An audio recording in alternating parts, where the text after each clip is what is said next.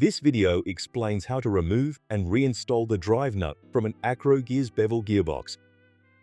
The tools required to complete this job are a brass pin punch and a hammer. Firstly, gently tap the top locking nut with the brass pin punch in an anti-clockwise direction to loosen the nut, and then unscrew it and remove the nut.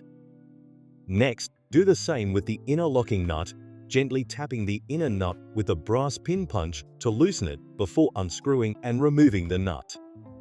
Then from the base of the gearbox, apply pressure to the drive nut so it slides out as shown.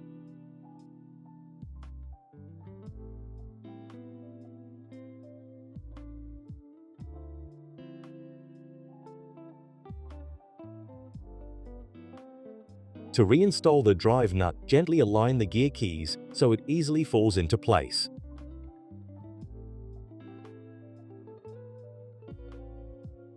Once in position, reinstall the inner locking nut by screwing it in a clockwise direction, and then gently tap using the brass pin punch in a clockwise direction to fully tighten the nut.